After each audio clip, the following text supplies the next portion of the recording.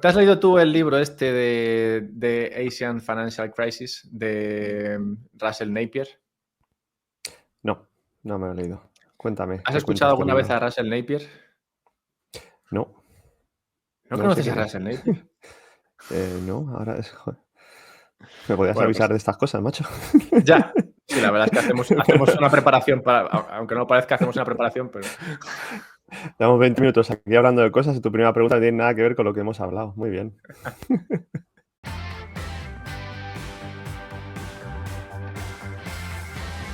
bien, no, pues Russell Napier es un analista financiero Mm, y se ha montado una biblioteca en Escocia, en Edimburgo, creo, mm, que se llama la Librería de los Errores y en ella tiene un montón de ujú, libros de finanzas y su idea es que se puede aprender mucho de los errores simplemente leyendo historia financiera.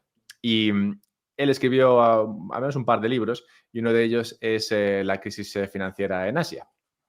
Y estaba leyendo un poco sobre este libro el otro día y en un momento hablan de cómo Asia estaba en lo alto de la ola en los años 90.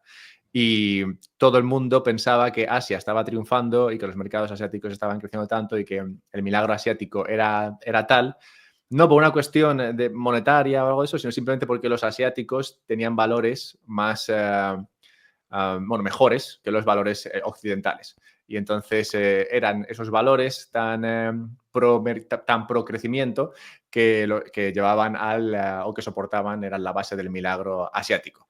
Luego el mercado ujú, implosionó en 1997 y entonces todo el mundo empezó a decir que en Asia se había extendido el crony capitalism, ¿no? El capitalismo malo, y que eso era lo que había llevado a la caída mm, de los mercados. O sea que en la subida asignaban todo a los valores positivos de los asiáticos y en la caída lo asignaban a los valores negativos, ¿no? del capitalismo, pero ujú, bueno, igualmente que habían elegido mal en el camino y no se detenían a comentar otras cuestiones que podían haber tenido un impacto en esto, ¿no? Y me llamó la atención este comentario o este análisis, porque creo que se ve mucho en nuestra forma de entender el mundo, los mercados y de ujú, asignar realidades a las cosas, ¿no? Que ves una cosa y si la apoyas dices, no, pero está yendo bien porque hacen cosas buenas, claramente, y si está yendo mal, va mal porque hacen cosas malas. Como que intentamos razonarlo de esa manera y no siempre mm. podemos asignarle razón a las cosas que pasan o, Sí, o ver una causa clara, sino que suele haber muchas.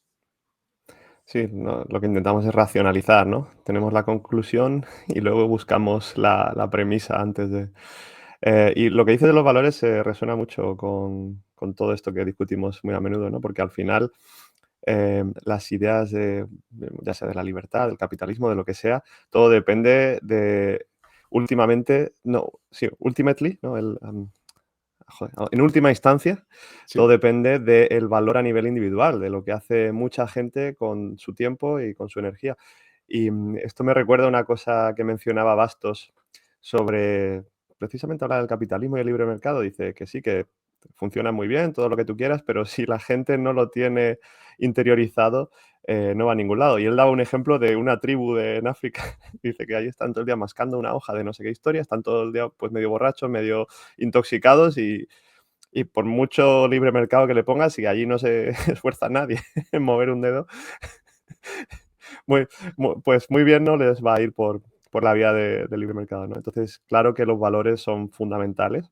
Yo creo que esa parte sí la veo correcta. Y luego, cuando falla algo, pues, bueno, y sobre todo en temas económicos, al final siempre la culpa es del capitalismo, ¿no? Sobre todo en, en tiempos modernos.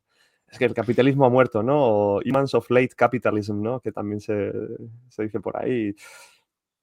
Bueno, es una Sí, reflexión así a ver, no, peregrina. no, pero me parece una reflexión necesaria para lo que Mm, tenemos en el menú hoy, porque hay varios temas que queremos tocar en los cuales resaltan un poco los cambios de opinión y los cambios mm, de percibir la realidad y cómo esto puede cambiar rápidamente. Y la llegada de Trump ha causado muchas cosas, muchas personas. Todavía hay mucha reconciliación que hacer a nivel mental, ¿no? Muchas personas todavía ni siquiera tienen demasiado claro qué opinar.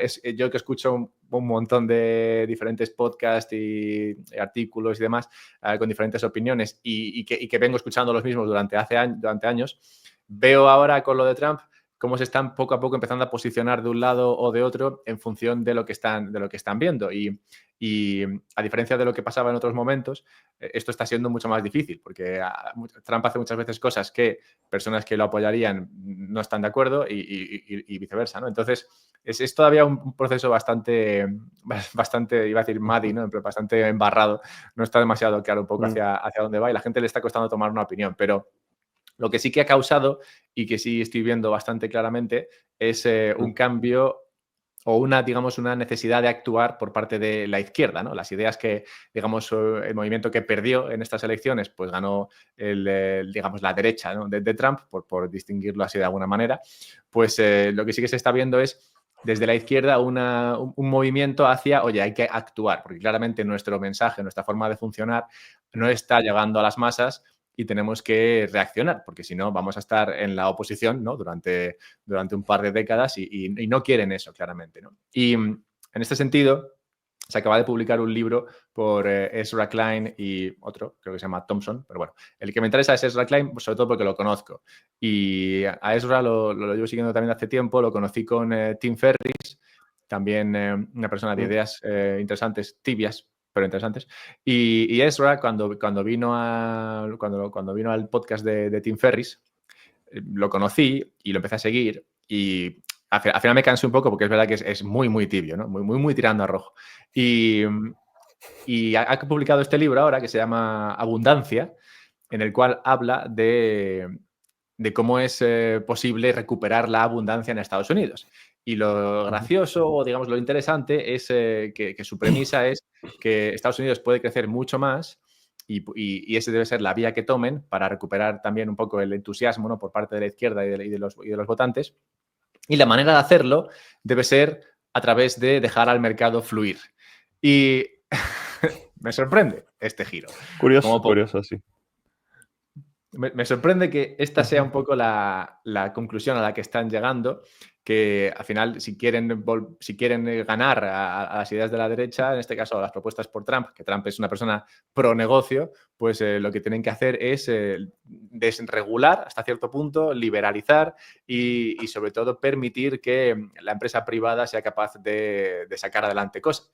Y además, lo interesante es que no lo comentan como un artículo de opinión, o sea, es un libro, entonces tiene bastante información y sobre todo basan su premisa y su punto de vista en que comparan lo que ocurre en los estados azules, ¿no? Los estados demócratas, con lo que está ocurriendo en los estados puramente republicanos, como Texas, Florida y demás, y ven que en los estados demócratas el precio de la vivienda es mucho mayor, el precio de la energía es mucho mayor y que en general en esos estados donde se proclaman las ideas de no, tiene que haber igualdad, tiene que haber viviendas fácil para todo el mundo, todo que sea asequible y accesible, es donde menos están haciendo por conseguir esto. Y los estados que supuestamente son menos pro igualdad y pro accesibilidad a la vivienda y todo eso, es donde más están haciendo por conseguir esto. Por ejemplo, ciudades como Houston, Austin y un montón de ciudades más en Texas que han crecido un montón y donde las casas son extremadamente baratas. De hecho, en Houston compras una casa ahora es más barato que hace 30 o 40 años. Y si vas y lo comparas con cualquier estado demócrata, esto no es para nada así, ¿no? Entonces dicen, ven eso y llevan viendo esto y ven el coste de la electricidad y ven el coste del transporte y dicen, ¿cómo es posible que en estos estados, ¿no? Donde vamos de, oye, tenemos que hacer esto accesible a todo el mundo, es donde menos accesible es? Y donde no lo dicen es donde más accesible es. Entonces dicen, claramente estamos haciéndolo mal. Y esa es un poco la premisa del libro y me llama la atención. Sí, yo espero que empiecen a darse cuenta que la prosperidad no viene o no crece en los árboles, que el estado por defecto de las personas o de la humanidad es la miseria y la incertidumbre y la desesperación y que todo lo demás es algo que hay que trabajar por ello y entonces cuanto más palos en la rueda pongas, pues más problemas vas a tener para llegar al progreso, al florecimiento, etcétera.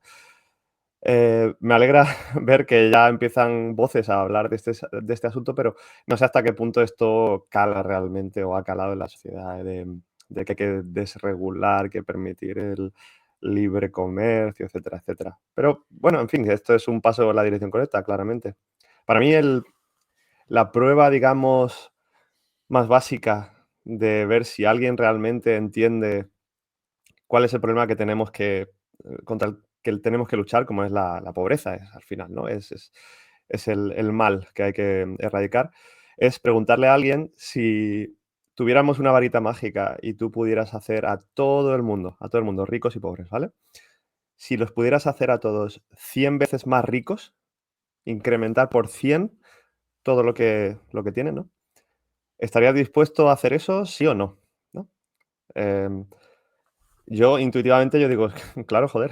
Es decir, si nuestro enemigo es la pobreza, pues a los pobres los hace 100 veces más ricos y vamos a suponer en este ejemplo que ya está, que cubren entonces todas sus necesidades materiales, viven en abundancia, a lo mejor, pues pongamos que la persona más pobre del mundo, al multiplicarla por 100, pues ya tienen una casa, un coche, pueden vivir. Vale que al rico más rico lo vas a hacer increíblemente rico, que a lo mejor pues se compra una estación espacial y se va a vivir al espacio, pero ¿y qué más da? ¿Sabes? A lo que voy es, em, ¿hay alguien que diría que no transformaría la riqueza de las personas así, 100 veces, a tanto a ricos como a pobres?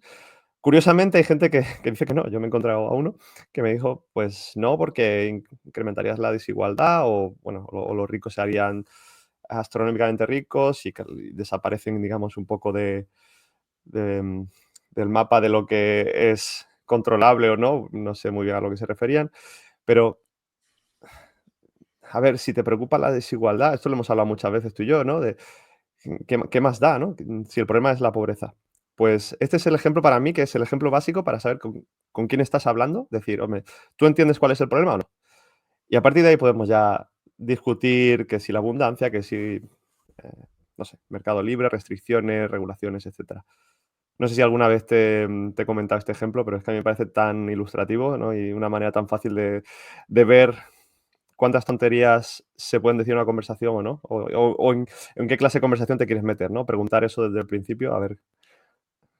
No sé si lo Sí, has hecho alguna vez con alguien, el experimento. no me suena esta conversación, pero me suena, o sea, pero me puedo imaginar que haya gente que responda a eso. Porque es verdad Mm, que hay gente que está más en contra de la desigualdad que en contra de eliminar la pobreza. Entonces, claro. preferirían acabar con uno antes que dejar a la gente, bueno, en ese estado de desigualdad, incluso si implica que la gente sea más pobre. Ujú. Y en el libro este se abrazan también a la idea de Deng Xiaoping, que sacó a China de la pobreza, y lo hizo a base de, oye, mira, Propiedad que privada, ¿no? sí, sí, sí, esto vamos a dejarlo tirar y vamos Mm, a ver qué funciona. Es un poco, puso de moda la frase esta de cruzaremos el río a base de tocar un poco, bueno, digamos, pasando como de roca en roca, ¿no? Como al mm, tacto, ¿no? Viendo a ver qué roca está bien y firma, pues esa la pisamos, la que no esté firme, pues no la pisamos, ¿no? Entonces, pero así como mm, probando, ¿no? En plan, vamos a dejar esto ujú, tirar y a ver, lo que funciona, pues hacemos más y lo que no funciona, pues hacemos menos, ¿no? Pero claro, eso es mm, literalmente dejar al mercado funcionar y que él mismo se autorregule. Y concretamente, Deng Xiaoping decía entonces que le dice, no, nuestra política va a ser dejar a algunas personas y a algunas regiones que se hagan ricas antes y que esas tiren de las regiones menos ricas y menos, mm, sí, y menos productivas, ¿no? Y entonces, esto claramente es, vamos a dejar que la gente, o sea, que haya desigualdad. De hecho, vamos a promover la mm, desigualdad permitiendo que unos se hagan ricos y que tiren de los otros. mm, Y esta fue la fórmula de China. Y es un poco la fórmula que están ahora, al parecer, bueno, al menos, más que al parecer, la que están tratando de recuperar, al menos desde algunos sectores de la izquierda, que, como tú dices, no lo compran todos. O sea, realmente ha habido muchas críticas a este libro todo de la misma izquierda, claro, que dice, no, esto está mal, lo que hay que hacer es regular más, lo que hay que hacer es acabar con Google, acabar con Facebook, ¿no? De partirlos en trozos y entonces repartirlos entre las personas y que, bueno, cosas así, ¿no? Que realmente les estaban proponiendo mejor que la desregulación. O sea que claramente esto no es que haya convencido a todo el mundo, pero lo que veo interesante es que desde los sectores estos de la izquierda están empezando a ver que la mejor manera de competir con las ideas de la derecha es proponiendo un poco lo mismo, ¿no? Oye, mira, pues durante años hemos competido para ver quién era más socialista y es verdad que eso se ve sobre todo en Europa, ¿no? Que un partido es muy socialista, pero el otro es más socialista todavía y entonces consigue ganar votos y ahora en Estados Unidos, al menos gracias a esto último de Trump y tal, se puede empezar a ver que, oye, la competencia empieza a ser a ver quién es más libre mercado, porque si eso trae más riqueza, si eso trae más prosperidad, pues empezarán a luchar a ver quién desregula más. A ver, eso sería un escenario ideal, no lo sé, pero claramente parece que hemos llegado como a un suelo ya no puede ser más socialista porque realmente lo único que conseguir es pobreza y vamos a empezar a ser menos socialistas, ¿no? Sí, a ver si la ventana de Overton empieza a moverse para el otro lado, porque como dices, si tenemos competición por ver quién es más socialista, pues estamos todos pues como estamos al final, ¿no? Que no demasiado con unas perspectivas de futuro no demasiado halagüeñas, por así decirlo. Entonces, sí, pero si esto que estás diciendo se transforma o va caminando en esa dirección, estaría muy bien. Lo que pasa que por este libro solamente me parece que falta mucho camino en la batalla cultural. No creo que solo el libro sea un faro en ese sentido. Sí que lo veo más bien en ver, lo hemos comentado muchas veces, en ver los resultados de Milei y cómo esto puede influenciar la política internacional. Bueno, Milei, de hecho, ya está influenciando la política de Estados Unidos, ¿no? Si el Sturzenegger que es un crack, ¿no? De la desregulación, me parece que Elon Musk fue para aprender o, bueno, están en conversaciones para ello y a ver si siguen más países por esa vía. A ver si siguen más países por esa vía y llegamos a esa abundancia o en fin, esto que comentaban en el libro. Sí, ya te Hay digo. otro, No, dale. relacionado con la abundancia es que me vino a la mente otro libro que leí hace tiempo, se llama Our Final Invention, que es como nuestro último invento, y que trata sobre la inteligencia artificial y cómo una vez que lleguemos a cierta superinteligencia, ¿no? Ya no tenemos que inventar nada más. El tema es, tenemos que inventar una superinteligencia que esté alineada con nuestros valores para que no nos destruya, ¿no? Pero bueno, esto es otra conversación. El asunto es que una vez que tienes ya esa inteligencia a tu servicio, esa superinteligencia a tu servicio, si es que eso fuera posible, que tampoco está ni siquiera claro, no tendrías que preocuparte de inventar más cosas. Decir, oye, que tenemos, no sé, la atmósfera tiene mucho CO2, pues ya está, esto va y lo limpia, ¿no? O que tenemos problemas de tráfico, pues te genera cualquier historia para limpiar las ciudades de polución. O los ríos están sucios a través de microrobots con nanotubos de carbono, los tira al río y te limpian el río. Claro, entonces, básicamente es como tener un dios en una cajita, un genio de la lámpara mágica que está en esencia transformando átomos que no son muy útiles para los seres humanos en cosas que son útiles. Porque en este libro lo que habla es de la abundancia extrema, de la abundancia última, es decir, de coger, ¿qué falta? ¿Comida? Sí, pues al final la comida son átomos encajados en moléculas de comida. Pues perdón, esta tecnología al final conseguiría la manera más eficiente de generar comida para que todo el mundo tenga comida. Pues así con todo.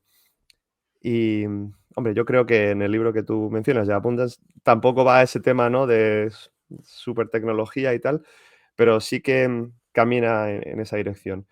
Y está claro que el escenario que te estoy diciendo es como una especie de utopía tecnológica, pero es esas utopías que no sabes tú ahora mismo con el progreso de la inteligencia artificial si estamos en una curva exponencial o es simplemente una curva geométrica o es simplemente una curva lineal y ya está. Ya veremos, ya veremos. Bueno, lo que veo es que podemos pintar el mundo en Ghibli, eso sí. Ahora, con la inteligencia artificial todo puede ser Ghibli, pero no me quiero detener mucho, pero no te compro el tema este, ni el libro ni la inteligencia artificial súper inteligente. Porque al Yo final... es que soy... Ya, tú es que Dime. eres más creyente en esto que yo, pero Yo yo no me veo he soluciones. influenciado mucho por Kurzweil, Andrew Kurzweil, el de la singularidad, está cerca. Sí, pues te ha comido Este, el di- tarro. Te has suscrito bueno, a su curso. vamos a ver si en el año 2040 este podcast nos lo hacen 2 réplicas tuya y mía Si es generadas que con inteligencia artificial.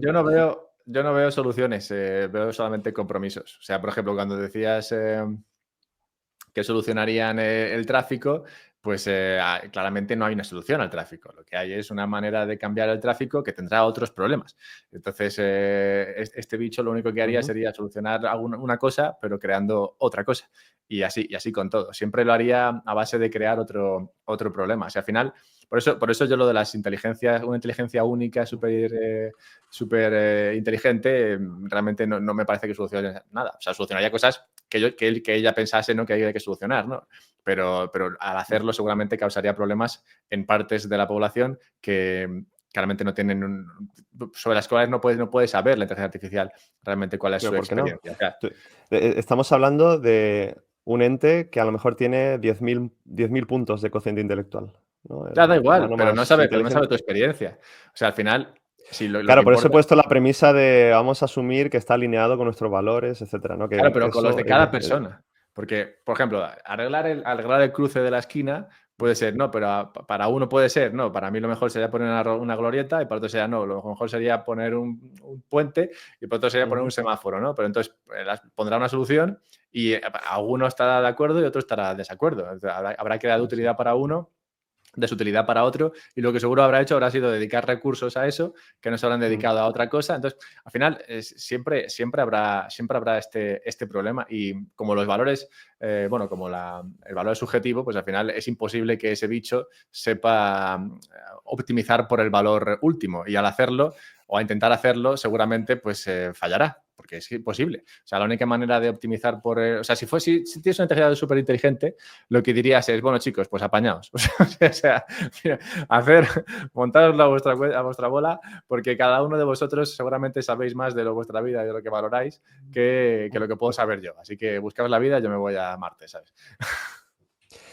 Sí, pero es que de nuevo estamos hablando de una inteligencia que es mucho más inteligente que el humano más inteligente y No, pero da estamos hablando igual, de no tiene órdenes la de magnitud. experiencia. Pero imagínate que tiene acceso a todos y cada uno de nosotros a lo largo de nuestra vida, a todos tus registros, tus emails, tus interacciones con el teléfono, con todo. Entonces, vale que no lo sepa perfectamente porque no puede leer, bueno, incluso podría leer a lo mejor tus ondas mentales a través de otro dispositivo que se ha inventado para saber exactamente qué es lo que te da placer, qué es lo que te causa estrés, etcétera.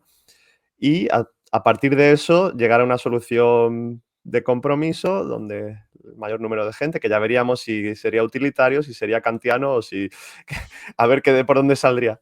Pero y esto también me recuerda de Nick Bostrom, el libro que se llama Superintelligence, que habla de que hay que tener mucho cuidado con lo que se le pide a la inteligencia artificial, esta genio en la botella, ¿no? Dice, porque imagínate que le dices, pues a partir de ahora quiero que acabes con el hambre en el mundo. Y va la inteligencia y mata a todos, ¿no? Pues sí, Claro. acaba con el hambre.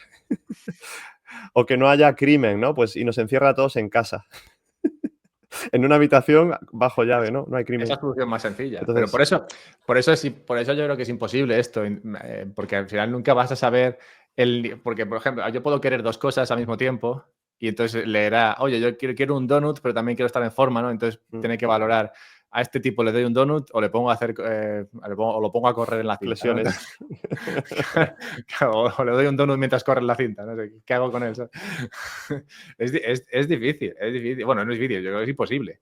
Entonces, como es imposible o requeriría toda la energía del sistema solar, seguramente gestionar esto, pues no lo veo. Y espero que, sobre todo, No, espero que no lo intenten, porque al final lo que es que tendremos será un estamos pequeño hablando dictador de... con botones. Sí, al final sería un pequeño dictador. No hay a lo largo de la historia humana, no ha habido un ser vivo más inteligente que ha estado a las órdenes de uno menos inteligente. Así que si creamos una superinteligencia hay que tener mucho cuidado a las órdenes de quién nos vamos a poner. Yo Yo por como eso no, cuando le pregunto a ChatGPT algo le doy siempre las gracias. Le digo gracias. O le pido las cosas por favor. que te Yo soy muy pongan una amable. lista, ¿no? De, este era simpático, este me trataba bien. Sí, sí. Te prometo que yo le di las gracias. Sí. Que recuerde, que te recuerde luego, te ponga en la lista de los que me trataban bien, los trataré bien. Los que me trataban mal, se van a cagar. Bueno, yo no lo veo, yo no lo veo.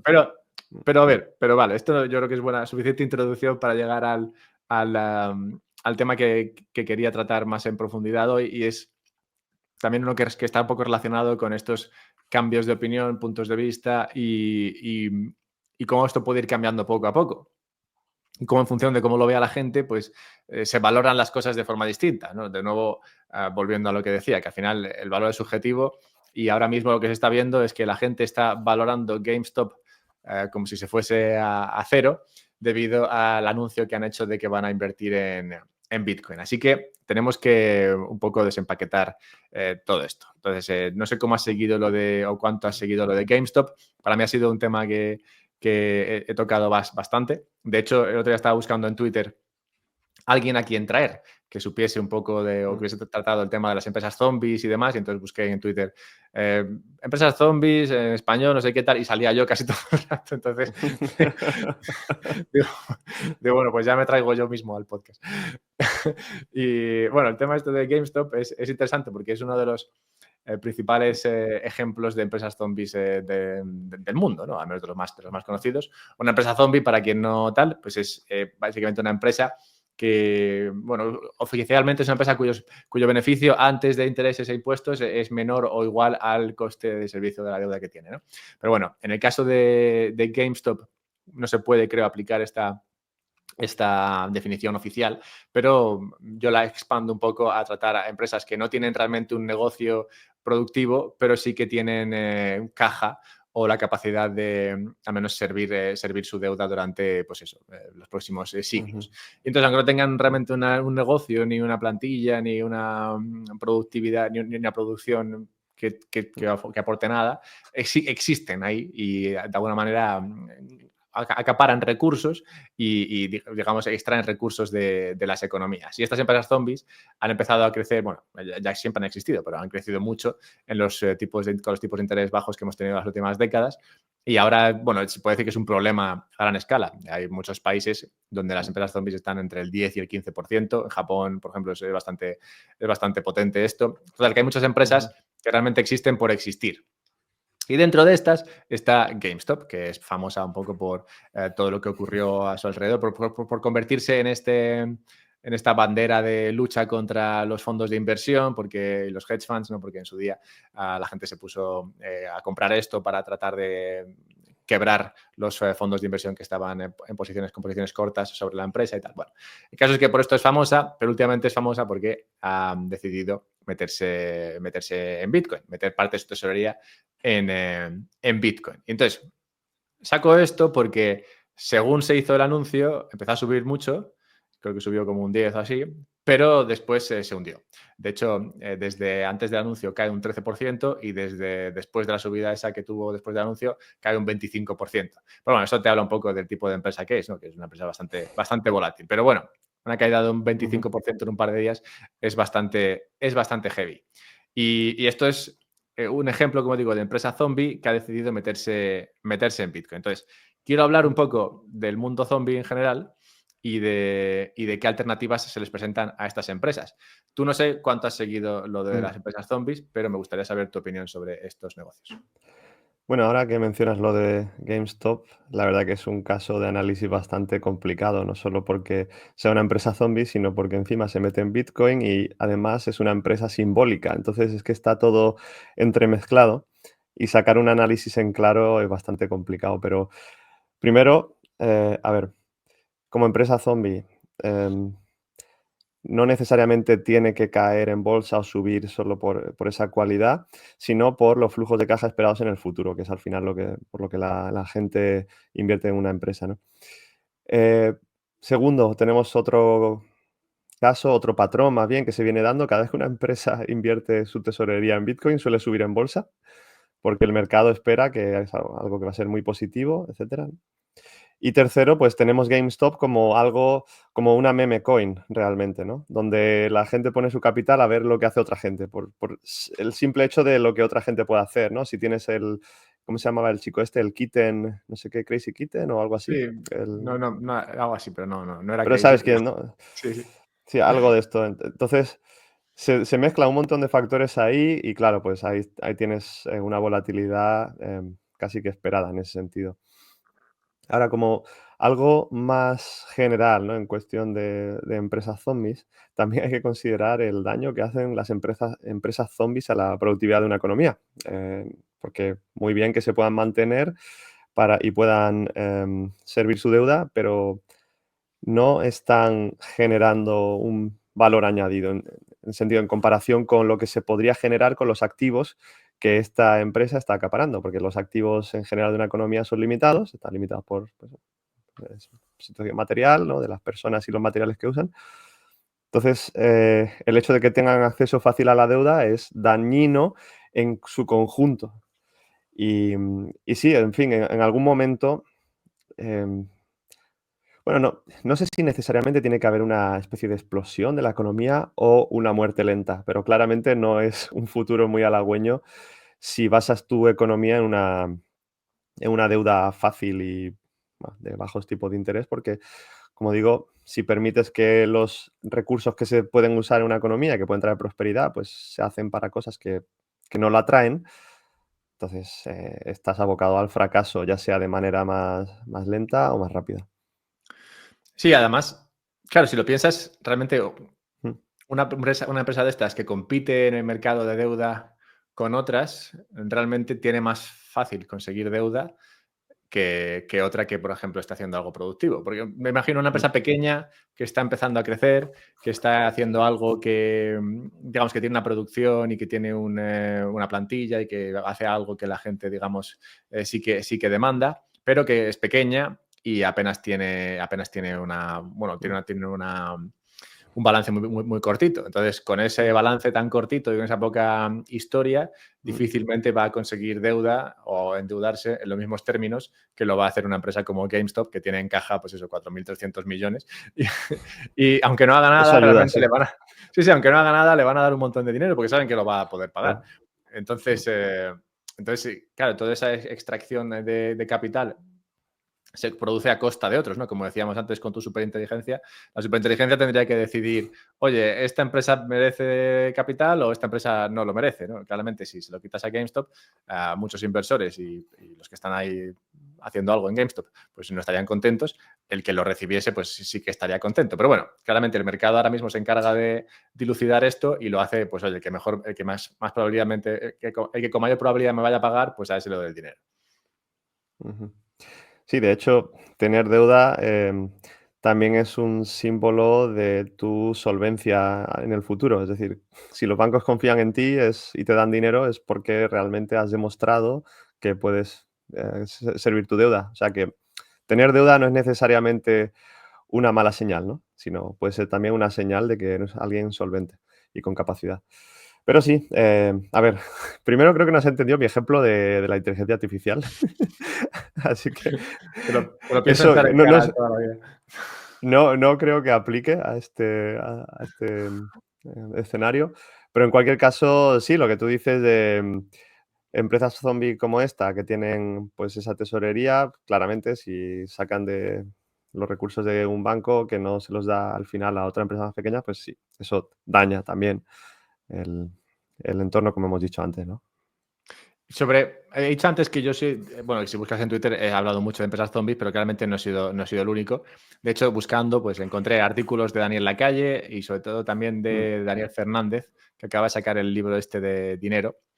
Y he leído bastante sobre la cuestión y una cosa interesante también a sacar aquí es que estas empresas zombies bueno, digamos que si tuvieron un momento álgido en los años Mm. 20, 21, porque, bueno, de nuevo se metió un montón de liquidez en las economías, se bajaron los tipos de interés, y entonces ahí salieron un montón de artículos, tanto de un Daniel como del otro, hablando de que las empresas zombies estaban explotando, que había un montón más, que estos tipos de interés bajos y la nueva liquidez hacían que todavía fuese más factible sostener empresas zombies, pero que en algún momento cercano llegaría a su final. Pero bueno, han pasado 5 años y claramente no estamos cerca del final de las empresas zombies. Como has dicho, es difícil ver una implosión así de todas en general.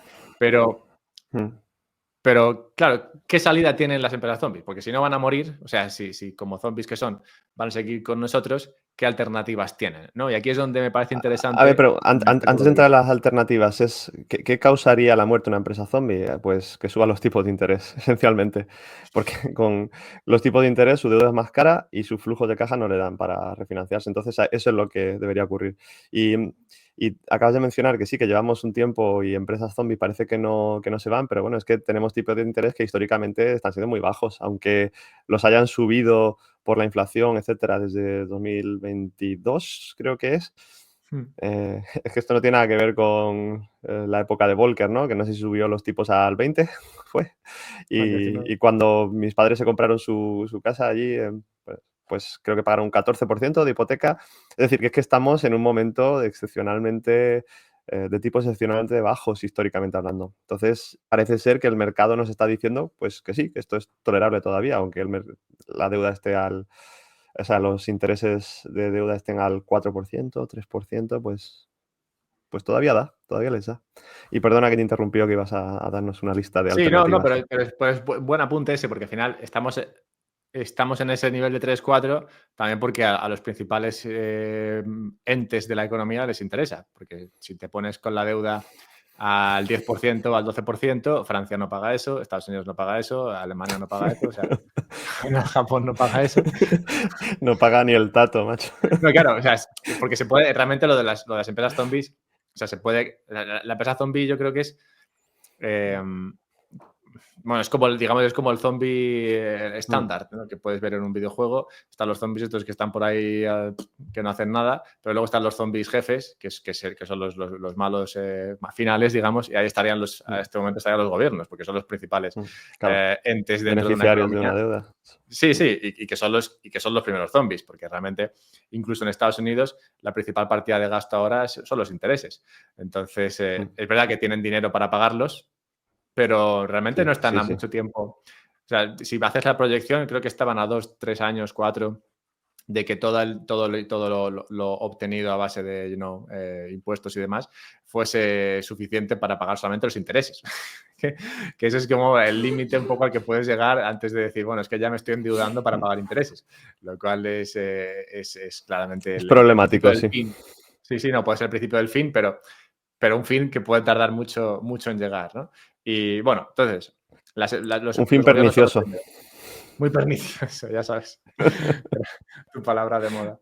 Pues, pues bien, pues esto es lo de GameStop y este es un poco el contexto. Mm, Pero claro, ¿qué opciones tiene una empresa zombie? Porque dices, vale, GameStop se ha metido en Bitcoin, se le había visto, y yo por eso me empecé a interesar por el tema, se le había visto ya muy cercano al jefe, al CEO de GameStop, de Michael Saylor, había empezado a tener ahí sus mm, charlitas por Twitter, se conocieron en una fiesta que dio Saylor allá por diciembre y tal. Total, que se empezaba a ver acercamiento entre uno y otro, porque al final no digamos que son modelos parecidos, porque la empresa de Saylor ahora ya no es eso, pero en su día, cuando se empezó a interesar por Bitcoin, sí que era un poco eso, ¿no? Una empresa que realmente mm, no tenía demasiadas metas, ¿no? Y es curioso porque se ha desnaturalizado la palabra empresa, ¿no? Porque al final una empresa es una empresa, algo que estoy haciendo, ¿no? Es un emprendimiento que estoy haciendo y la idea mm. es, vale, pues mi empresa es ir de aquí no sé, al pueblo de al lado, ¿no? Y cuando he llegado, pues se supone que se ha acabado la empresa. Pero lo que ocurre ahora es que las empresas viven forever, ¿no? No deciden llegar a su objetivo, pero siguen viviendo a pesar de que ya han cumplido Mm. su objetivo. Su Y un poco misión, ¿no? sí, sí, y un poco lo de Saylor era esto, tenía la empresa que no hacía nada, realmente nada, no crecía nada, pero seguía generando caja, ya está, y no iba a ningún sitio. Y entonces, claro, se planteó estas opciones. Si tienes una empresa zombie, ¿qué opciones tienes? Pues disolverte, decir, vale, he cumplido mi objetivo como empresa, ya está, pues cada uno a su casa y a montar otra cosa, ¿no? Liberemos estos recursos, hagamos otra cosa, pues refinanciarte Un cambio de hasta. objetivos. Claro. Ujú. Bueno, es que esto es una cosa que le pasó a Microsoft también, no me acuerdo de qué año estaremos hablando, a lo mejor de los 90 por ahí, y su misión original era poner un PC en la casa de cada persona, ¿no? Y, pues, ya no sé si en los 90 del año 2000 ya, okey, ya hemos cumplido, cerramos. No, entonces lo que hicieron fue, se inventaron una misión que ya es como de continuo progreso, ¿no? No es algo a lo que vayas a llegar nunca, sino de dar siempre el mejor servicio. No me acuerdo de la misión que cambiaron, pero lo de tener un PC, o sea, o poner un PC en cada casa, esencialmente está conseguido desde hace muchos Misión años. cumplida. Y sí. Pues sí, se podrían haber acabado entonces. ¿Ves? Pero nadie hace eso. Ujú. Nadie hace eso. Bueno, se reinventa. Microsoft también tuvo un problema grande de identidad. O sea, cuando ya de repente habían puesto Windows en todos lados, ¿y ahora qué hacemos, no? Pues empezaron inventando cosas o sea, rediseñándose, que si la nube, que si el Teams, que si esto y lo otro. Y te interrumpió, pero en fin, No, venía la puntilla ahí al caso. vale, pero el caso de Microsoft todavía tiene negocio y genera bastante Sí, sí, revenue, claro. ya ha conseguido encontrar, digamos, salidas interesantes. Pero puede darse el caso de que no, ¿no? Como es el caso de GameStop, Pero, que se dedicaba... pero MicroStrategy era una empresa zombie. No me suena que fuera zombie. Tenían No, su no era, flujo de caja no. y era bien saneado además, ¿no? Claro. O sea, por eso digo que no entraba Ah, dentro del concepto de empresa vale, vale. zombie. Igual que tampoco creo que objetivamente se pueda meter a GameStop dentro porque realmente genera suficiente para pagar Ujú, su ujú. deuda y demás. Pero sí que son empresas que no tienen un objetivo y que no tenía, sobre todo MicroStrategy, porque lo ha comentado varias veces, no tenía una salida. O sea, iba a morir poco a poco, porque no conseguía crecer la empresa y lo que generaba, pues poco a poco se iba diluyendo en forma de inflación.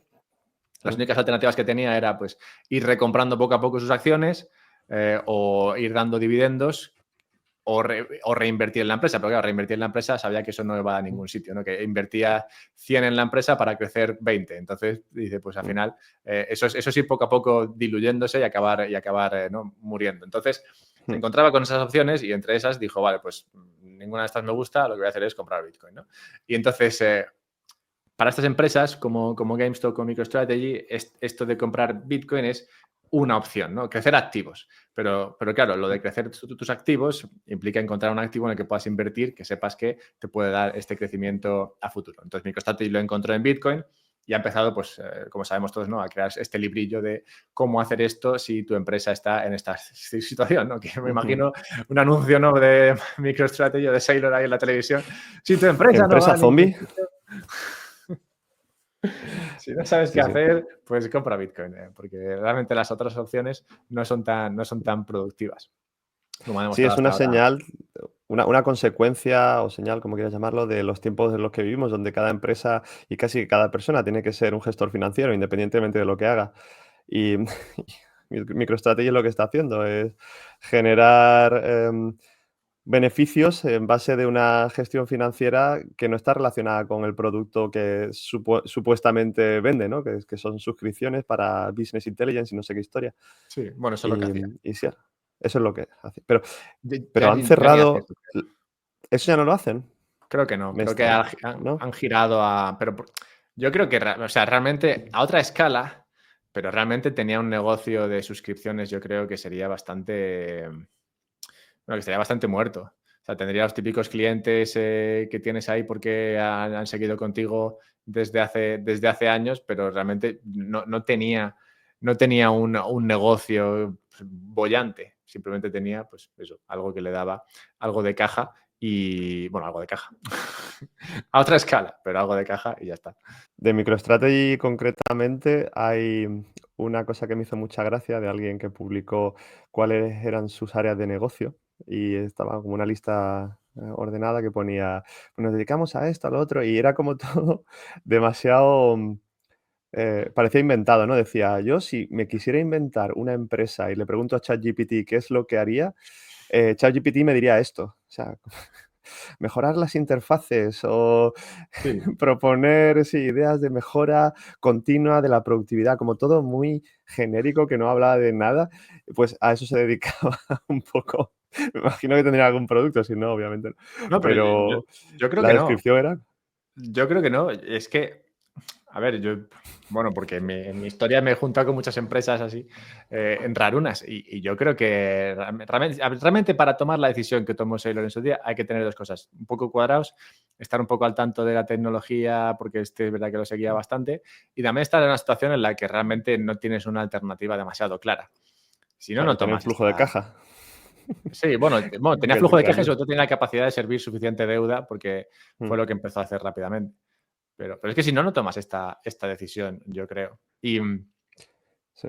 yo creo que la tomó simplemente porque su empresa no iba a ningún sitio. Sí, Saylor se leyó el libro de Saifedean, el del Bitcoin Standard, Sí.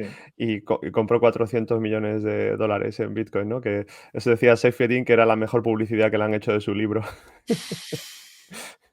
No me extraña. Y claro, Saylor, que es un tío que entiende mucho tecnología, de redes y, bueno, de hecho él escribió un libro sobre el impacto, creo que era el impacto de las redes en nuestro día a día y empresas en las que invertir y tal. Claro, vio Bitcoin y esto pues seguramente resonó muchísimo con él. Y entre eso, que tenía la empresa en el estado en el que estaba, con su flujo de caja, con todo esto, y el poder de decisión, porque no olvidemos que Saylor tenía una posición bastante única, ¿no? No habrá muchos como él, donde él puede decidir esencialmente qué se va a hacer con el dinero de la empresa. Pues ahí lo teníamos, la tormenta perfecta. Que me Sí, acuerdo una de las primeras veces que nos juntamos aquí para hablar un poco de todo, eh, pasó lo de MicroStrategy, unos meses después vino Tesla, pero ahí se acabó la cosa. Luego, durante años, no ha habido ninguna otra empresa que comprara Bitcoin. Y me preguntaste en una de estas entrevistas, dice, ¿por qué crees que Tesla y Bitcoin, Tesla y MicroStrategy han hecho esto, pero no ha habido ningún tren que le haya seguido, ¿no? Y que fue una buena pregunta en ese sentido. No sé por qué sería exactamente, pero uno de los factores en común que tenían estas dos empresas, una personalidad muy fuerte del líder, ¿no? Y tanto Musk como Saylor, pues tienen una impronta muy gorda en sus empresas. Me imagino que tomaron, bueno, tenía el poder, el carácter, el carisma y siguieron las empresas con lo que él había decidido. Luego ya están cayendo muchísimas, ya estamos hoy día ya es más difícil seguir cuántas empresas hay con Bitcoin en su tesorería, de hecho, no sé si estamos hablando de docenas, ¿no? Posiblemente, pero hace no tantos años el panorama era otro. sí, no, ahora son muchas, pero conocidas son pocas. Y con un Mm, balance como el de GameStop o MicroStrategy, bueno, mm, MicroStrategy era bastante más pequeña que mm, GameStop cuando empezó a hacer esto. Y bueno, y Tesla, SpaceX, claramente. mm, Pero está bien, ¿no? Me has recordado esa pregunta de por qué nadie siguió a estas empresas y yo creo que lo que está pasando con GameStop es también un poco una respuesta, nos ayuda a responder un poco esto, porque al final lo que ha ocurrido es, como he comentado antes, que ha hecho este anuncio y ha empezado a caer como una piedra, porque el mercado entiende que esta no es una buena apuesta, que eh, que GameStop estaría mejor haciendo otra cosa, ¿no? Que entre las alternativas que tenía, de seguir existiendo sin hacer mucho, disolverse, lo que sea, pues había muchas opciones mejores que comprar Bitcoin para su tesorería, a pesar de que pues eso, a mi caso te le ha ido bien y a El Salvador le ha ido bien. A quien ha hecho esto le ha ido bien, pero es verdad que le ha ido a bien. GameStop, ¿no? Ah, no, pero es verdad que a todos les ha ido bien, pero en el largo plazo. A Mm, MicroStrategy tampoco le fue bien inicialmente, no fue una decisión que fuese mm, bien acogida por el mercado, tampoco fue lo de El Salvador. Pero bueno, al final les ha ido bien. Pero esto que ha pasado con GameStop creo que es gran parte de la respuesta. Porque, claro, sale GameStop, dice, oye, mira, vamos a comprar Bitcoin y te cae la empresa un 15%. ¿Y eso qué es GameStop? Que una empresa seria, pues, ¿qué pasaría? ¿No? Porque que mm, GameStop se entiende que es un poco de chiste, pero aunque tenga, ¿no? Casi tiene un seguimiento de culto, ¿no? mm, Pero se entiende que la empresa es un poco de broma, ¿no? Que, un poco como mm, Dodge, ¿no? Que puede tener mucha gente que lo sigue y tal, pero que al final todo el mundo sabe que realmente no hay mucha historia ahí. Pero, pero claro, toma esta mm. decisión y se cae un 13 o un 14%. Y creo que esto es parte de la respuesta, ¿no? Al final sigue siendo todavía muy arriesgado decidir esto y tomar y meter Bitcoin en tu tesorería. Algo también tendrá el cómo lo están haciendo, que eso lo vamos a hablar un momento ahora, no, lo de Ujú, pedir deuda para hacer esto y tal, pero bueno, eso creo que tiene también claro. tiene también su historia, Mm. pero yo creo que la parte de la caída es simplemente porque, oye, ¿qué haces metiendo tu tesorería en Bitcoin? Claro, es que el cómo es muy importante también. No es solo voy a meter Bitcoin, no, hombre, vas a meter Bitcoin, pero si te vas a endeudar y luego vas a incrementar tu deuda y no nos dan los números, el mercado lo ve. Que Sí, esto me recuerda también sí, lo pero es lo que inteligente. Es lo que ta- hablábamos ta- ta- antes. ¿Qué vas a hacer? Ya, pero ¿Coger el cash y comprar Bitcoin con eso? No tiene sentido. Te endeudas y pagas intereses. sí, sí, Es mucho mejor. haces el ataque especulativo, ¿no? No, es que es mucho mejor. Claro, o sea, es que lo leí, claro, lo leí otro día por ahí, que claro, tienes 4.300 millones en caja, que es lo que tiene GameStop. Y bueno, pues al 1% te puedes, te puedes endeudar, claro, te puedes endeudar a 100.000 millones y tendrías 4 años y medio, ¿no? de pagar Ujú. intereses, simplemente con lo que tienes en caja. Te podrías pedir prestado 100.000 millones, meterlos en Bitcoin y tendrías 4 años y medio de lo que tienes en caja de pagar intereses. Entonces, claro, puede pasar, Ujú. ¿no? Que en 4 años y medio la inversión en Bitcoin no te salga bien. Puede pasar. Pero hacían este punto, el que lo comentaba, para mostrar cómo podía meter incluso más dinero que lo que tiene Saylor metido en Bitcoin, simplemente con lo que tiene GameStop en caja y lo que podría pedir o levantar en deuda. Mm. Entonces, realmente nadie se gasta, en este mundo nadie gasta dinero. Si puedes endeudarte, es mejor endeudarte. ¿No? ¿Para qué? Sí, bueno, y también que MicroStrategy contaba y cuenta con un vendedor de categoría, que es Michael Saylor, que vende muy bien lo que está haciendo. En todo momento estaba en todos los podcasts cuando Sí. empezó con este movimiento. El CEO de GameStop, hombre, no sé, un tío más modosito. Por cierto, que me ha venido antes de que se me olvide, ¿te acuerdas que no sé si es el CEO, el presidente o quien sea, de Dell, la empresa esta gigante Sí, de ordenadores, también estuvo como flirteando un poco con Bitcoin, sí. pero no ha salido nada? Veremos a ver en 2025 si tenemos alguna sorpresa por ahí, ¿no? Sí, puso la imagen esta Mm. de Coco con las galletas, pero comiendo Bitcoin. Y, y sí, se habló mucho de ello, lo comenté, recuerdo.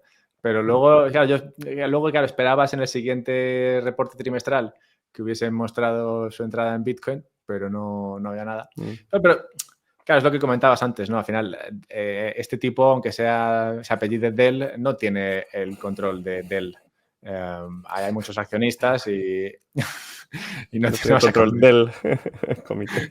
hay mucha gente que no es de él ahí y tienes que convencerles a todos de que metan en Bitcoin. Entonces no es Ya. tan fácil. Hacen falta, pues eso, como tú decías, ¿no?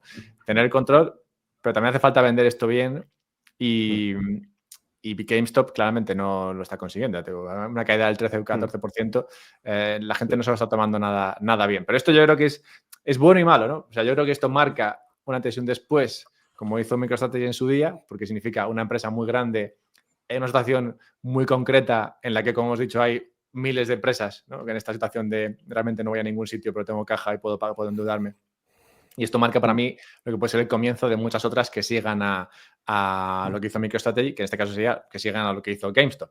Claro, para que esto se dé, GameStop tiene que funcionar la Mm. estrategia. O sea, tiene que levantar este dinero de forma fácil, que no le Mm. cueste casi intereses y que la compra en Bitcoin pues, le salga rentable. Entonces, no sé si para eso habrá que esperar un año o dos, o si el hecho mismo de que se vea un poco ya, bueno, que se vea que esto funciona, pues en 3, 6 meses puede empezar a dar pistas a otras empresas de decir, oye, mira, vale, lo de MicroStrategy fue un poco particular, no lo copiamos, pero también lo está haciendo GameStop y está funcionando. Entonces, Ujú. si nosotros estamos igual, ¿por qué no hacerlo? Y yo Mm. creo que va a ser Sí. una salida más. O sea, como decíamos antes, las empresas zombies estas no tienen muchas salidas. Eh, pero Mm. esta es otra que tienen. Sí, de hecho, las inversiones más rentables suelen ser aquellas en las que todo el mundo piensa que estás equivocado. Y eso como bitcoiners lo sabemos muy bien. Sí, no, Así que totalmente. a ver qué tal les sale a ellos. Pues, no sé, podemos revisitarlo en, no sé, en unos cuantos meses. A ver qué tal Sí, les a ha ver, ido. yo lo iré siguiendo. Esto ya, por Mm. ahora, de lo que va del 25, esta es para mí la mejor historia. Y es de la que menos, bueno, no es que menos, no es que no se está dando mucha bola, pero es verdad que no estoy escuchando apenas hablar sobre la cuestión. Y creo que es muy importante. O sea, 1.300 millones que van a pedir en Mm. deuda para empezar. Que cuando Para MicroStrategy empezar, sí. empezó, claro, cuando MicroStrategy empezó, igual levantó 100 millones o 200 millones. Y estos empiezan Mm. ya con Ya. 1.300. Que por cierto, hemos normalizado ya esto como si fuera el pan nuestro de cada día. De bueno, que se ha metido GameStop, que está MicroStrategy, que va a comprar 42.000 millones en no sé cuántos años. tienes al gobierno de Estados Unidos hablando de comprar con un sistema budget neutral, comprar Bitcoin, y estamos aquí como si nada, pues oye, la vida es así, siempre ha sido así, pero no, esto hace varios años era impensable tener... Y aún así, por cierto, está, en mi punto de vista, completamente infravalorado el precio hoy día de Bitcoin para todo lo que está pasando y todo lo que creemos que va a pasar, completamente infravalorado. O sea que al Sí, final será eso. de eso tenemos que hablar. La semana que viene no será porque tenemos otro tema. La siguiente tampoco porque tenemos otro tema más. Pero sí, si dentro de 3 semanas Bitcoin sigue como está ahora, así flojo, flojo en términos relativos, ¿no? A como estaba hace un par de meses o 3. Eso será una cuestión a tratar porque, y muy, muy brevemente simplemente voy a decir que estoy viendo a muchos bitcoiners, Pierre Rosard y otros, diciendo que Bitcoin claramente está infravalorado ahora y como esperando que suba, ¿no? Y me preocupa un poco, como que, no sé, como que lo veo que como que todo el mundo lo está viendo muy claro y eso cuando esto pasa, pues no suele ser buena señal, en mi opinión. Pero bueno, no sé, igual es porque sigo a la gente equivocada. Pero es verdad que sí que estoy viendo como que todo el mundo está esperando algo y cuando todo el mundo está esperando algo no suele ser lo que ocurre. Bueno, ya veremos. Pero es verdad que todos los anuncios y todo está yendo detrás de Bitcoin o en favor de Bitcoin, pero no se está moviendo. Y yo creo que tiene un poco que ver con lo de la correlación que tienes con el Nasdaq, pero bueno, para cerrar simplemente este tema de GameStop, decir que está un poco todo relacionado, ¿no? Hemos empezado hablando del cambio de punto de vista sobre la economía y demás, y esto creo que está también relacionado, porque creo que se tiene que empezar a producir ese cambio de, oye, inviertes en Bitcoin es malo, a pasar a ser algo de inviertes en Bitcoin es bueno. Eso nos lo puede mostrar GameStop si también GameStop sigue en la senda de los anteriores y le empieza a ir bien a base de meterse en Bitcoin. Creo que también tiene que verse esto con Bitcoin y el Nasdaq. Cuando Bitcoin se descorrelacione con el Nasdaq, o del Nasdaq, mejor dicho, eso también será un cambio de punto de vista porque a día de hoy todavía la mayoría del mercado entiende que es un poco como el Nasdaq. De hecho, ayer me decía Activo uno... correlado, sí. Sí, ayer uno me discutía en Twitter que Bitcoin no es un activo real, que es un activo financiero, y yo en plan de, pues es un activo financiero, ¿a quién financia? ¿No? O sea, ¿de quién es la deuda? O sea, no, lo de financiero viene de algo, no es un nombre que le pones porque viene a financiar algo. ¿A quién está financiando un Bitcoin? No sé. Te financia a ti. Tu Claro, estilo de vida. Digo, ¿de quién es deuda esto? ¿Quién me debe a mí algo? ¿O a quién le debo yo? No sé, pero por eso digo que todavía hay mucho desconocimiento y yo creo que eso es algo que va un poco a empezar a cambiar, ¿no? Igual que decíamos al principio. No, para conseguir la igualdad hay que ser más socialista, pues eso está empezando a cambiar. Oye, igual hay que dejar al mercado funcionar. También habrá que hacer cosas, ¿no? O sea, el Estado no se va a quedar quieto, va a seguir haciendo cosas, pero lo que decían en el libro ese era, bueno, pues que el mercado haga cosas y nosotros también hacemos cosas y quien haga más cosas, pues, y las haga mejor, pues para adelante, ¿no? En plan, pues que tire, ¿no? Y yo creo que con Bitcoin y su correlación y Bitcoin en la tesorería de las empresas, pues creo que también va a ser un poco parecido. A principio se toma como con inquietud y te cae un 15% a la empresa, pero si luego la cosa funciona, pues oye, mira, pues ni tan mal, ¿no? Y sí, de hecho, si miramos un poco el histórico, me parece que no hay una empresa que haya invertido en Bitcoin que en el curso de 2 o 3 años le haya ido mal en cuestión de bolsa. ya, no, creo que no la hay. Todas han dado un pelotazo o claramente han subido. Si no, la de Metaplanet, esta japonesa, es un ejemplo Joder, clarísimo. Semler Metaplanet, Scientific. Metaplanet, que el otro día leía que, que un día de esta semana fue la tercera empresa con más volumen en la bolsa de Japón, ¿no? Así, o sea, debajo de Toyota y no sé qué. O sea, que es una empresa que igual, una empresa ¿Y qué hace hotelera. Metaplanet? Sí, era una empresa hotelera que además es que me lee la historia, una empresa hotelera que tenía, no sé, 8 o 10 hoteles, los vendió todos durante el COVID, se quedó con un hotel. O sea, es una empresa con un hotel, o sea, como podría ser, pues yo qué sé, el hotel de aquí de abajo, y de repente dice, bueno, me he metido a comprar Bitcoin y tal, y es pues, la empresa que hace más volumen de la bolsa japonesa. Es como, ¿qué me estás contando? Qué locura, tío. Ya, es que es muy loco, pero claro, es muy loco, yo creo, y nosotros que lo seguimos muy de cerca, pues lo vemos, pero claro, todo esto tiene que permear, ¿no? En el resto de de la A sociedad. ver, mira como un ejemplo, hace poco hubo una votación en el consejo de accionistas de Microsoft, ¿no? Sí, sí, sí, eso sí. Y si se compraba Bitcoin en la tesorería y salió como que solo un 5% que decían sí, o Sí. incluso menos, como que Menos, yo creo que menos. básicamente el apuntador fue el que votó que sí y el resto que no. El que lo propuso. El que lo El propuso. que lo propuso, sí, Vamos, cabrones. pues No, ahí pero se no, quedó. no. Pero esto lo veo como eh, que está construyendo la tensión o la presión se está construyendo poco a poco y en algún momento va a explotar. Yo soy de esa opinión. Es como Amazon, ¿no? Amazon estuvo muchos años que parecía que esto no iba a ningún lado y de repente, boom, ¿no? Amazon explotó en bolsa, con lo mismo le pasó a Tesla y lo mismo pasó con algunas que otras, con Nvidia, por ejemplo. Yo creo que con Bitcoin va a ser un poco así y ya lo veremos, ya lo veremos. Sí, bueno, pero porque esos movimientos al final son, ¿cómo se dice esto? Reflexive, en español, no sé cómo se dice, reflexivos. Que empieza, por ejemplo, ha pasado con Bitcoin varias veces, ¿no? Y pasó con estas empresas. Ujú, Empieza a subir y entonces la gente, pues como decíamos, ¿no? Empieza a racionalizarlo esto, sube porque mm, esto es el nuevo dinero y entonces, pues yo compro porque yo quiero el nuevo dinero y entonces otro de que están comprando, pues yo compro también y entonces el movimiento en mm, sí como que refuerza el movimiento. Y ahora que ujú. no está haciendo nada, pues claramente de eso hay muy poco. Pero Sí, sí, bueno, al final Bitcoin creo que tiene como 2 o 3 días en todo el año que son los que marcan la pauta, pero el resto del tiempo es aburrido, incómodo y es sufrimiento puro. incómodo. Buena, buena manera de definirlo. Sí.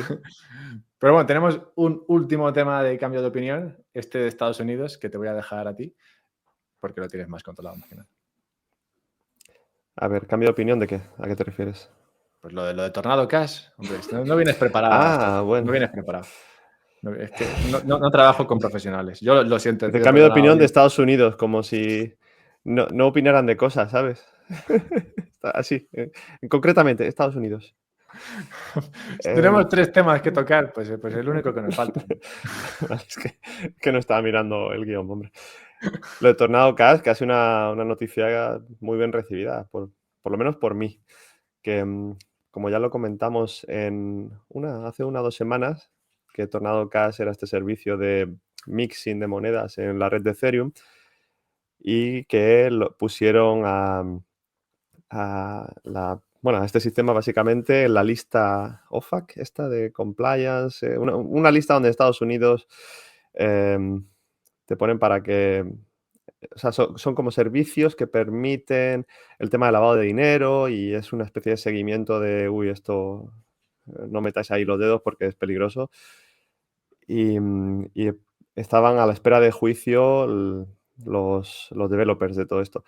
Y esta semana, pues, ha pasado que el Tesoro de Estados Unidos ha dicho que no, que vamos a, quitar los cargos, en este asunto, vamos a quitar al Tornado Cash del OFAC, de la lista esta, y diciendo que sí, es verdad que, puede haber malos actores que se pueden beneficiar de ese servicio a través del lavado de dinero, pero, tampoco quieren, poner barreras o poner un palo en la rueda de la innovación digital.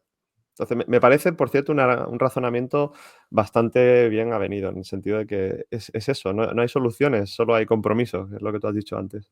Sí, que Y, Thomas Sowell, for the win. sí, sí, sí, y en ese sentido es una buena noticia, hay que cogerla también con pinzas, porque, el Tesoro también pone en la misma comunicación eso de que seguirán monitorizando, el lavado de capitales, especialmente de las acciones de hackers que vienen de Corea del Norte, no sé qué, no sé cuánto, como diciendo: "Sí, sí, lo quitamos esto, pero no os relajéis tanto, que en cualquier momento podemos meteros a ti o a cualquier otro en esta lista", básicamente cuando nos salga de las narices. Y vale, en fin, volvemos a la incertidumbre a la que estamos acostumbrados, pero por lo No, menos pero desde este el punto servicio, bueno. pues, desde el punto bueno, sí, desde el punto bueno. También es verdad que no ha salido nada sobre Samurai, que es otra que está en una situación también muy parecida, Samurai Wallet, Sí. pero ahí a los developers no los han, o sea, no han cancelado el juicio, ni han quitado los cargos, ni nada de eso. Entonces, bueno, en Bueno, fin, pero noticia agridulce, pero en fin. bueno, pero yo creo que esto es algo a lo que se pueden agarrar ahora los de Samurai. Sí, sí, sí, sin duda, se puede agarrar a eso. Pero si el Tesoro ha dicho seguiremos monitorizando y de repente viene, no, pero es que con Samurai hemos monitorizado y mira lo que hemos visto. En fin, Ya, bueno, sí, pero Dios dirá. sí, sí, es un buen giro, yo creo. Sí, sí, a ver, yo lo veo en general, en el neto lo veo positivo, pero no es positivo 100% en ese sentido. Bien, pues muchos cambios de opinión y te quiero dejar con uno, y además va a A ser muy ver, breve. Es una pregunta que te quiero hacer, porque estaba yo leyendo un artículo ayer y en el artículo, esto es de Tomás Puello, no sé si lo conoces, y hablaba era un artículo que hablaba de un libro que hablaba de cómo había crecido Asia en esos años ajá, después de la Segunda Guerra Mundial. Entonces, como hemos empezado con Asia, quería cerrar con esto porque hacía un argumento interesante y era que decía que los países que más crecieron en esa época y en esa región durante esos años fueron Taiwán, Japón, Corea del Sur principalmente, y había Vietnam, había alguno más, no, Vietnam no, había alguno más dentro de los que más habían crecido. ujú, Y en ellos habían seguido, digamos, un plan de 3 puntos. Pero el primer punto de estos era la redistribución de tierras. China también era otro. ujú, Redistribución de tierras para conseguir que los latifundios fuesen más pequeños, porque se encontraban con una región en la que había pocos propietarios que tenían mucha tierra y entonces ujú, no la trabajaban de manera óptima y entonces esto hacía que tuviesen poca productividad y sacasen poca comida y entonces eso digamos que lastraba su crecimiento.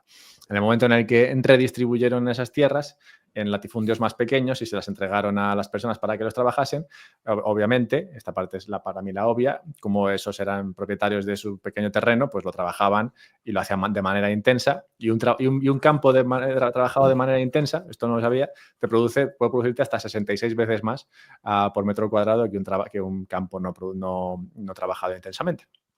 Total, que habían seguido la pauta esta de distribución de tierras, luego empujar la industria de la manufactura, porque como ya tienes más comida, pues tienes a más gente libre del campo y si empiezas a empujar la manufactura, entonces los del campo te pueden comprar tractores y tú puedes construir tractores y entonces digamos que empiezas a crear esa flywheel, ¿no? esa noria de crecimiento. ujú, Y al tiempo metes aranceles, claro, para que no te puedan competir desde fuera con los tractores estadounidenses, para que tu industria tractora salga adelante.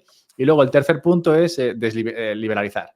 Una vez que ya has conseguido todo esto, has creado tu pequeña flywheel y la economía está tirando, pues entonces liberalizas para que la cosa camine sola. Y esto es un poco lo que ujú, planteaba en este tipo no me acuerdo del nombre del libro, no me lo he leído un artículo sobre ujú, el libro. Y, y claro, un planteamiento curioso, interesante, al menos que da que pensar ujú. si lo enfrentas a la idea de libertad, ¿no?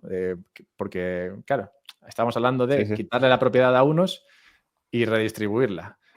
Menos Y mal que esto iba a ser una pregunta cortita, macho. ya, no, es que es cortita porque me tengo que ir, pero te la dejo pensando para la próxima semana. Ya, pero, Hostias. pero es una que da que pensar porque dices, claro, debería atacar la propiedad privada, debería poner Mm, aranceles al mundo para de esa manera conseguir avanzar, o acaso aquí hay una lectura que no se está haciendo, ¿no? Porque yo cuando leo estas cosas siempre pienso, bueno, seguramente hay otra cosa que no se está comentando, ¿no? Intento buscar otros casos en los que ujú, se ha salido adelante sin hacer esto mismo, ¿no? Como podría ser Singapur, mm. ¿no? O alguno más así. Pero bueno, que Sí, es un tema que da que esencialmente me estás preguntando que te resuma la desamortización de Mendizábal en pocas palabras y desde un punto de vista liberal, así para cerrar el día. Pero de primeras, no, no, de te- primeras simplemente ¿cuál es tu impresión de esto? Si esto te hace sentirte menos libertario. no, esto lo que me recuerda es cuando me leí, no sé qué libro, creo que era de Rothbard, alguno de estos, bueno, da igual, donde mencionaba el derecho natural a la propiedad. Y al final, uno de los derechos naturales a la propiedad menos discutidos es que si esta propiedad no pertenece a nadie y tú eres capaz de trabajarla, la conviertes en tuya. Entonces, y lo tuyo es no lo que tú digas que es tuyo, sino aquello donde pueden llegar los frutos de tu trabajo. Al final es como, es un poquito abstracto, pero sí que es como, imagínate que llegas a una isla y dices, esta isla es mía. Y luego llega otro y dice, pero yo es que estoy en esta esquina y tú, no, la isla es mía. La descripción esta de Rothbard pondría límites en plan, tú no puedes decir que la isla es tuya, imagínate que llegas y dices, Australia es mía, ¿no? Porque tú realmente es que ni siquiera tienes la capacidad de llegar al otro extremo, cuanto menos trabajar toda esa superficie. Entonces, este es un punto que me parece muy interesante. Ahora, ¿cómo metemos esto con la idea de libertad de el derecho natural de propiedad que acabamos de escribir, más aquello que tú adquieres de forma voluntaria a través de una transacción voluntaria? Entonces, si yo trabajo mi tierra, lo hago muy bien, gano mucho dinero, como sea, ¿no? Y luego te compro a ti tu tierra, pero yo no puedo trabajar las dos tierras a la vez. Em, sí que da mucho que pensar y honestamente no tengo una respuesta definitiva, pero yo lo tiraría por ahí, el pensamiento y la reflexión tiraría por ahí, de cómo mezclamos el derecho natural a la propiedad, de aquellas propiedades que has trabajado y aquellas propiedades que son a través de transacciones voluntarias.